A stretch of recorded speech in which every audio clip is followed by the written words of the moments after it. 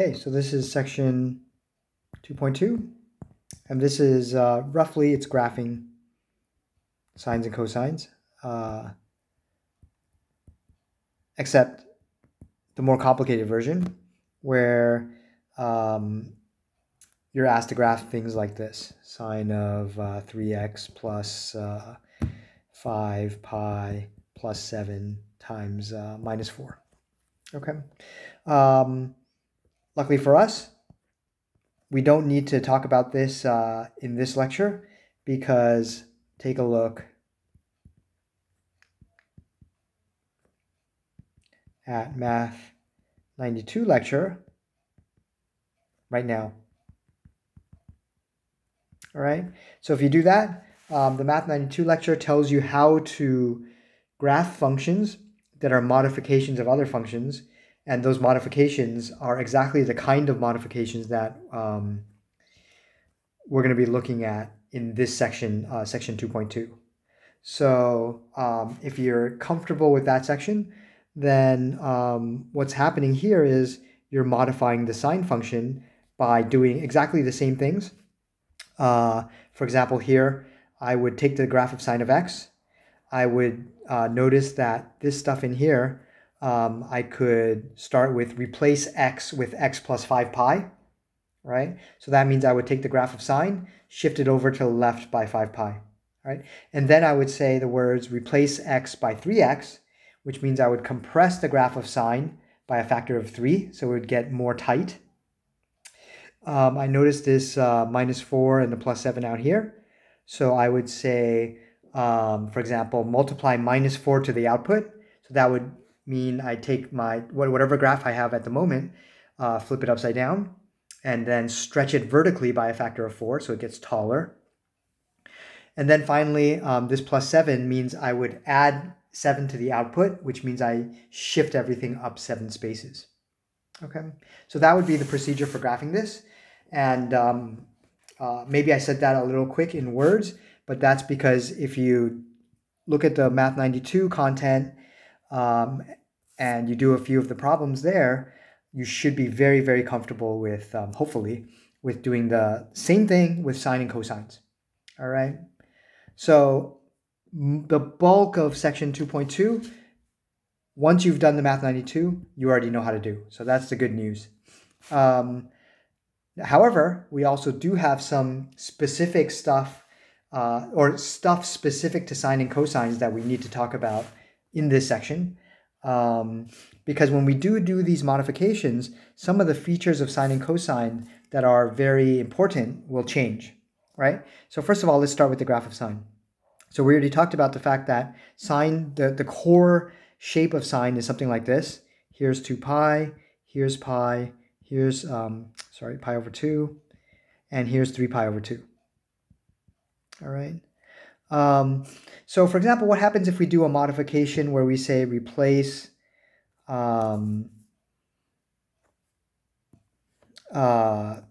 x with 3x, right? So in other words, this guy here is sine of x. What is the graph of sine 3x? Well, when we say these words, we compress by a factor of 3. All right. So whatever x coordinate, let's say right here, it takes, this guy is at position 2 pi. Now that guy should shift to position 2 pi over 3 because we're compressing by a factor of 3, right? So this should be 2 pi over 3 now.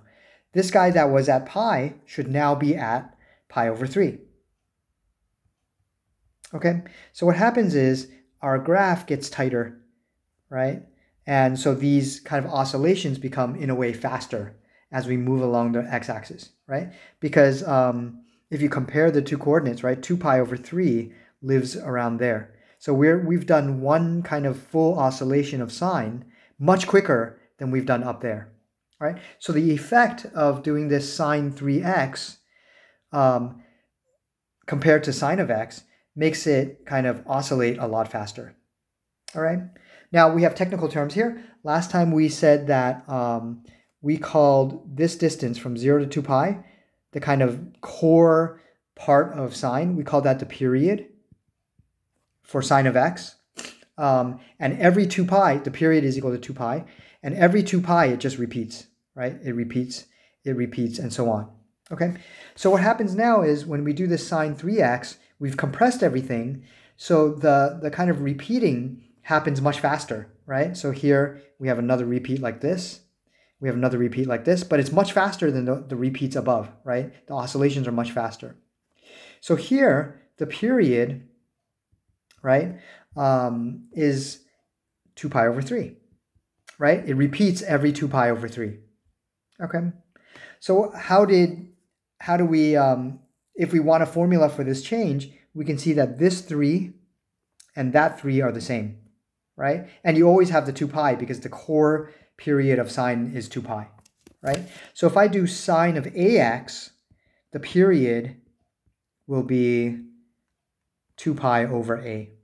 Okay, when a is positive, of course, because you can't have negative period. Okay, and that makes sense because when you do sine of ax, you're compressing by a factor of a, so your period will change, by a division by a. Okay, if we do sine, so notice if we do sine of, instead of 3x, 1/3 x, right, we know that that stretches instead of compresses because we're multiplying by a fraction less than 1. And so the period actually becomes bigger. So it takes longer to do one oscillation or to do one repeat, right? So before, this point right there was at 2 pi. Now it's at 6 pi, right? Before, this point was at pi. Now it's at 3 pi, all right? So the period now is 6 pi for this guy, for sine 1/3 x, all right? And that makes sense. It fits with our formula here because our a in this example is 1/3, right? And so 2 pi over a, 2 pi over 1/3 is 3 times 2 times pi, which is 6 pi, okay? So you can not only reason out what the period is, but you can also, in this way, reason out the formula, the general formula for the period, okay? Now, of course, you might ask, we in this section, or in the Math 92 lecture, there were a whole bunch of modifications, right? And you can see up here, this guy up here has a whole bunch of modifications. What about the other modifications? Do they change the period? Well, the answer is no, because what are the other modifications? Let's just think about them. So other modifications, for example, shifted the function up and down. That doesn't do anything to the period because all it does is shift up and down, right? So if I move this wave right here up and down, right, to, let's say, to here, right, the period is still 6 pi, right? What other modifications were there? There was flipping, right? If we flip this guy across the x-axis, does that change the period? It doesn't, right? If we flip across the y-axis, does it change the period? It doesn't, right? We had stretching vertically, right? Or compression vertically. Does that change the period? No, because all that does is kind of stretches up, stretches down, like that, period's still the same, okay? So if you kind of think through all the modifications, the only one that can change the period is the one that, where you say replace x with 3 times x, or replace x with 1/3 x, all right? So that's why if you look at a general formula for sine, if I have sine of 3x plus 7 plus 10 minus 15, something like that, the period is determined by that number alone right there. Okay, so the period is 2 pi over 3. All right, these other guys correspond to the other modifications, which, as we just said, do nothing to change the period. All right, I did this example with sine. Cosine, literally the same. So cosine 10x plus 15 minus 12 times 7, right? What's the period? 2 pi over 10, okay? And again, it's because that's the only modification right there. Replace x with 10x. That does kind of compression, horizontally compression or stretching. And so that's the only thing that changes the period, okay? All right, so that takes care of period. All right, another term related to the period is the frequency. And we're not going to work with frequency very much in this class, but it is a very important concept, especially in physics. And luckily for us, the definition is super simple. Frequency is 1 over the period. All right. The frequency tells you how often the oscillations are happening, right? So if you have a short period, right, then you would look something like this, right? So if period is small, then 1 over period is big, right? Because 1 over a small number is big. And so your frequency is big. So frequency essentially measures how fast this guy is oscillating. Okay, super important. For example, frequency gives you the pitch of sound, right? Okay, again, in this math class that we're doing, we're not going to use frequency too much because it essentially for us gives us the same information as period because it's just 1 over the period. But in terms of physics interpretations, it's kind of important by itself. All right. Okay, so we're not going to mention frequency very much, but something we are going to work with is amplitude. So that's our second concept. And amplitude is, so let me draw the regular sine wave, just sine of x. The amplitude measures how tall, in a way, the sine wave is. So a normal sine wave, it goes between -1 and 1, right? Sine of x can never be bigger than 1. It can never be less than -1. And so its amplitude of just the regular sine wave of sine of x is equal to 1. All right. What does the 1 represent? It represents this height, this distance right there. Okay. Another way to say the same thing is it's the distance from the top of the highest point and then to the bottom of the lowest point, the vertical distance, divided by 2. All right. So this distance over 2, d over 2, that's the amplitude. All right. Okay. So the amplitude of sine of x is 1 because the top here is at 1, the bottom is at -1. 1 minus -1 is 2. 2 divided by 2 is 1. All right. So there's 2 alternate ways to think of the amplitude. Okay. What if we have a modification of sine, right? 3 sine of 4x minus 5 plus 10, right? What's the amplitude of this? So again, this guy here is a modified sine wave. It's going to look different, right? It's going to be shifted, it's going to be compressed, it's going to be stretched, right? So the question is, what is its amplitude? And again, the amplitude, the definition is the same thing. This essentially looks like a wave like this, right? So the amplitude is, again, the distance from here to here over 2. Or if I cut this in half, right there, is the distance from here to there. Okay? So if we think about our modifications from the Math 92 lecture, which modifications affect the distance from the highest point to the lowest point? Well, none of the replace ones do anything. So none of this stuff in here is relevant because these guys only change the function horizontally, right? It compresses horizontally, stretches horizontally, it reflects horizontally, it shifts to the left or right horizontally. So it doesn't change the kind of the height features, the crest and the trough of my sine function. All right. So these guys are irrelevant when it comes to amplitude. Okay. What about the plus 10? The plus 10 doesn't actually matter either because what that does is it shifts everything up by 10 steps, right? So I'm shifting the very bottom up by 10 steps and I'm shifting the very top up by 10 steps. So the difference between them is still going to be the same. All right, so that 10 is also irrelevant in terms of the amplitude. What about the 3? The 3 matters because remember, if the 3 goes with the words, multiply the output by 3, right? And what that does is it stretches my function vertically, right?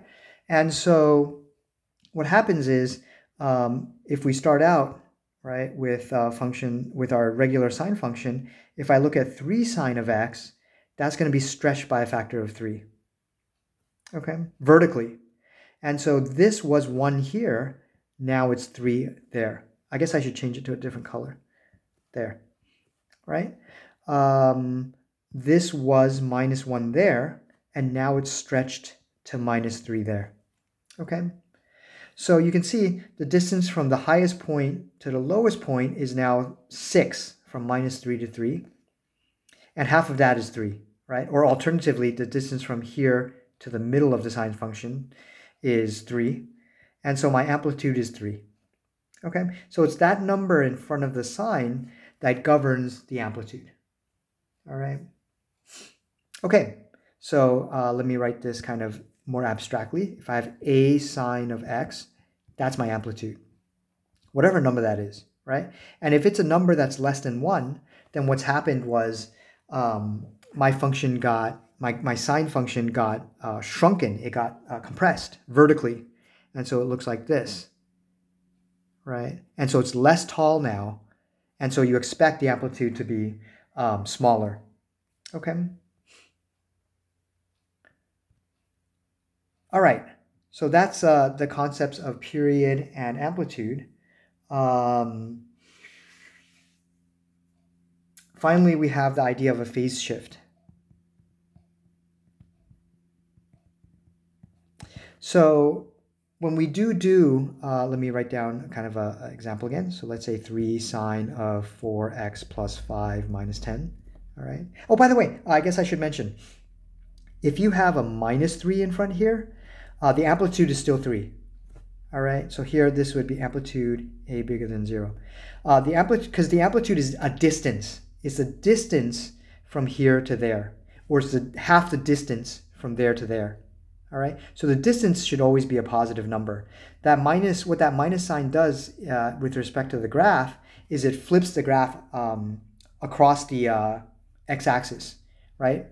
But that's not going to change the actual difference between the highest point and the lowest point, that distance.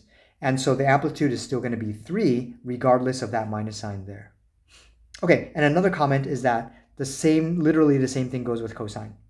All right, so I'm doing all my examples with sine, but everything goes with cosine as well. Okay, phase shift. So phase shift is kind of a more difficult concept. And the idea is, if I have something like this, if I look at a regular sine function, just sine of x, right, to get to this one, right, to get to sine of 4x plus 5 minus 10 with a 3 in front, I need to do my modifications, right? And the question is, where does this point go under all these modifications, right? So when I say replace x with x plus 5, right? In the next step, that would shift this point left 5 steps, right? So that point would go to here, okay? And my new graph would be this. So this would be sine of x plus 5, all right? So the phase shift is a number that reflects how this guy is being changed as we go from step to step, all right? So right now, it starts out at 0. And after the first step, now we're at -5, okay? Next, in order to graph this function, I need to say, so here was replace x by x plus 5, right? Next is replace x by 4x, right? What does that do?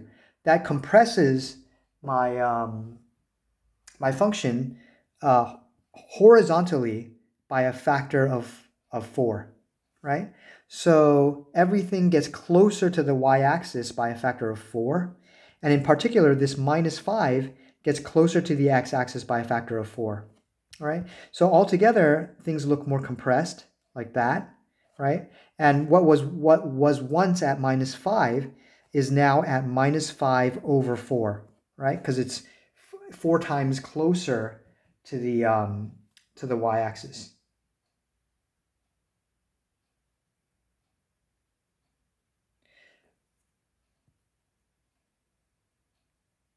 Okay, what's next? Well, in order to graph it next, we need to,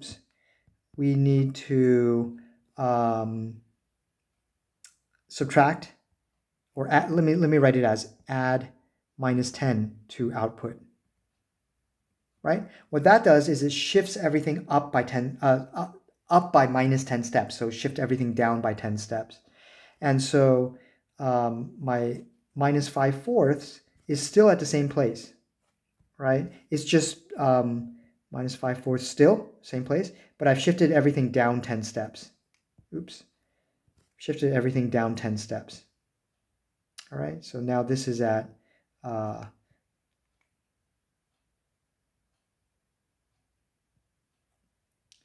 minus 10. Okay. All right, now the idea behind a phase shift is we only care about horizontal change. Okay, so I only care about how this zero, this origin here, shifted horizontally. Okay, so this shift downwards, I don't care. I'm interested only in this minus 5/4. Only into this minus 5/4 here, only in this minus 5 here, only in the 0 here. Okay, so this operation here does nothing in terms of phase shift. All right. Okay, finally, we multiply output by 3. Right? And what does that do? That stretches everything by a factor of 3 vertically, right? So this minus 5/4 stays in the same place, right? Because again, these last two operations, as we said in the Math 92 lecture, these two operations are operations that affect things vertically, right? But not horizontally. And so that 5/4 is in the same place. However, of course, if we were to graph this, this point right there would be stretched away from the x-axis by a factor of 3. So it was at minus 10, now it's at minus 30. Okay. All right. Actually, I did this in the wrong order. I just noticed. I needed to do these in opposite order. So instead of kind of erasing everything, I'm going to change my problem. Sorry about this. To this. And now it'll be correct. All right. Because then if I subtract 10 to the output, and then I multiply 3 to that output, it'll be 3 times the entire thing. All right. Okay, so I should have been a little more careful there. In any case, everything has been kind of multiplied by a factor of 3. And so my graph is now taller here, but it didn't change anything horizontally. And so that's ultimately my phase shift, right? Because this is the last step, right? This is at this point, we are at the function that we want to be analyzing. Okay, so my phase shift is minus 5/4. All right, so you could figure out the phase shift in this way. It's just a horizontal change over all these modifications of the origin right there, or of the 0 right there. Okay, now this is pretty tedious. So there's a shortcut, and the shortcut is, so we were looking at sine, sorry, I'm just going to copy down the same function, 3 sine of 4x plus 5. And then minus 10, like that. So the shortcut is, first of all, to notice that the phase shift is a horizontal thing. We don't care about vertical, so it only is relevant. The relevance is only in this 4x plus 5. All right. So where did the 0 go under our operations? If you think about it, it goes to where you solve 4x plus 5, solve equals 0. That's going to be, the solution to this is going to be my phase shift. So this is 4x equals minus 5, which is x equals minus 5/4. That's my phase shift. All right, and it might be a good idea to think about why solving for x here is equivalent to kind of figuring out the phase shift by doing the modifications up there. All right. Okay, in any case, this is a nice algebraic way of figuring out the phase shift. Okay, phase shift is very important, especially if you're going to do some stuff like electrical engineering, because the electricity that comes into our wall plugs, AC electricity, it oscillates, right? 60 hertz at 60 times a second. And that means that it's related, or to study that is related to sines and cosines and trig functions. And so you expect things like period, frequency, amplitude, phase shift to come into the study of this electrical engineering. All right, and it does indeed. So maybe a lot of you have heard of the term phase shift in reference to the electricity coming into your house. All right, for our class, mathematically, we're not going to work with the phase shift too much, but it is certainly an important concept. For us, of all these concepts, the amplitude we're going to be thinking about a little bit in the future, and the period we're going to be thinking about, we're going to be using the term quite a bit. So those two, make sure you're 100% okay with. The phase shift and the frequency, you'll almost certainly see in the future, but we're not going to work with it too much in our class. All right, so the bulk of the homework in this section is graphing sines and cosines. So for example, graphing this guy up here, which I just did, right? I did the procedure. So as long as you're comfortable with those modification procedures, you should be okay. But there's one small set of problems which are of a different style, and let's talk about those. So those set of problems are ones where they give you a graph of an oscillating function, a sine function, right? Like here we go. They put some labels, maybe 3 here, 7 there. Maybe they put, let me make this a little easy. So let me put this 3 pi here, and let's put 11 pi there, right? So they say, okay, this is a modification of sine. What would what's the formula for this guy here? Okay, so what you have to do is figure out how to get from sine x to this guy via the modifications that I talked about. All right, and again, the book does it slightly differently. Their way is more memorization based, and I always hate that. So I like this modification idea because it's much more motivated and justified by what we've talked about in the past. Okay, so the way I would approach this is, well, we start with the regular sine function, and we want to do modifications until we get to that, right? So this is sine of x. What kind of modifications do I have to do? Well, let's think about it.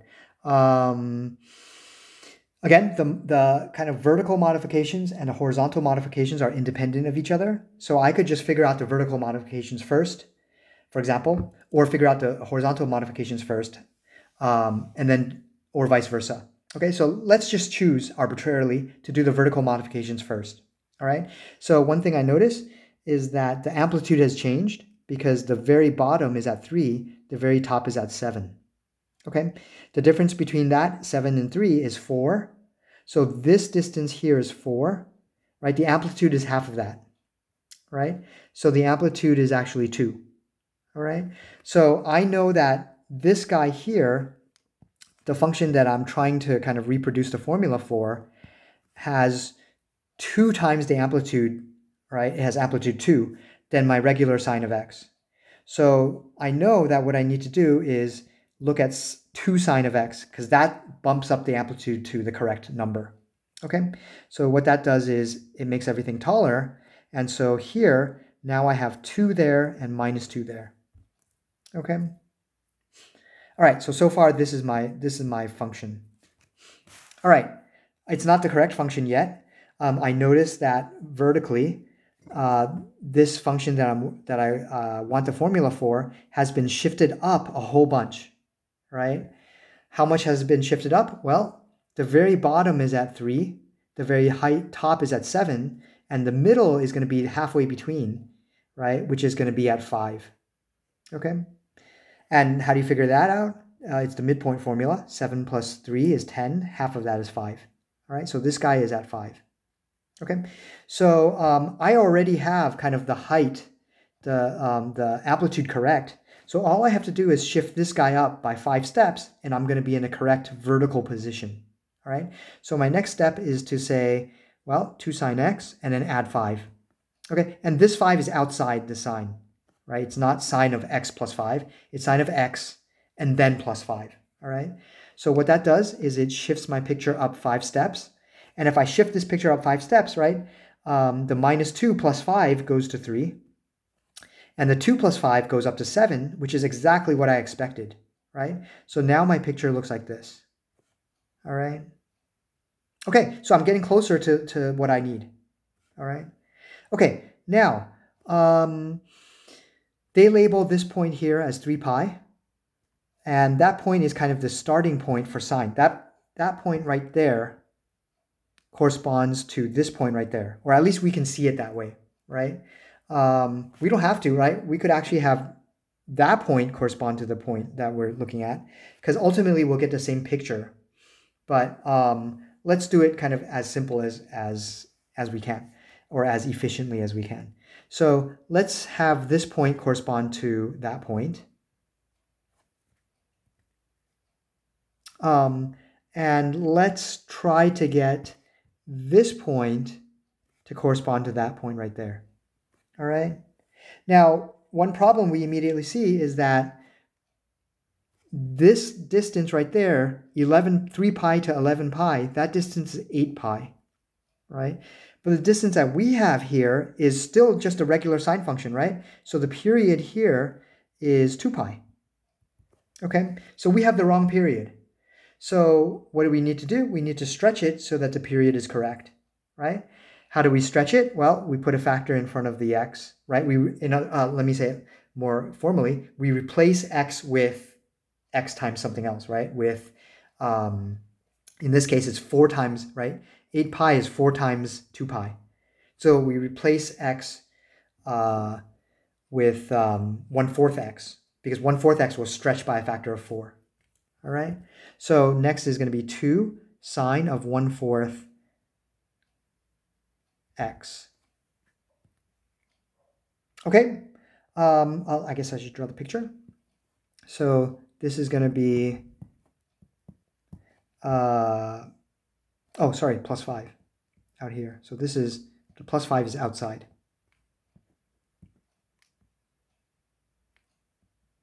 Okay, so I take my previous picture and I'm 3 here, 7 here. The verticality has not changed. I'm still here, but I've stretched it by a factor of 4. So now it looks, oops, now it looks like that, right, by a factor of 4. So instead of 2 pi now, this distance down here is 2 pi times 4, which is 8 pi. Okay, and that's exactly what we're looking for in terms of the stretching from 3 pi to 11 pi. Well, not 3 pi to 11 pi, but it's stretched by so the period is 8 pi. Okay, but now we see that, we want this point right there to be at 3 pi, right? So we need to shift it to the right by 3 pi, right? So how do we do that? Well, that's another replacement effect, right? So that's going to be replace x with, and this one I should probably write down because there's a little bit of subtlety here. So I should write replace x with, so I want to shift it again to the right. I want this red point right there, sorry, this red mark right there to be at 3 pi horizontally. So I need to shift it to the right by 3 pi. Okay, so I need to replace x with x minus 3 pi, right? So that shifts to the right by 3 pi. Okay, the minus sign. And so what function do we end up with? This is where we have to be careful. We take the function above, we see the x, we have to replace that with x minus 3 pi. So this is going to be 2 sine of 1/4 x minus 3 pi, like that. All right? And then all of this plus 5 like this. Okay? So you cannot just stick in a minus 3 pi next to the x. That would actually be wrong. All right? Okay, so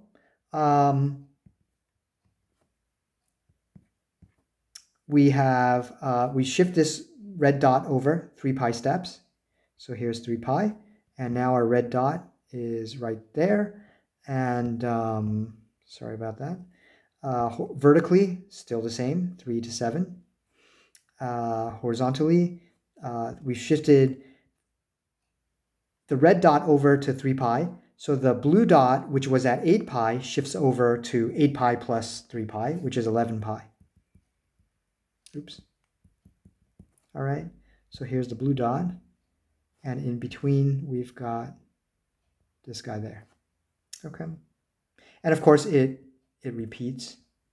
And so this formula here, right, it satisfies all the parameters that we're looking for in our original problem, sorry, up here, right? And so this would be a formula for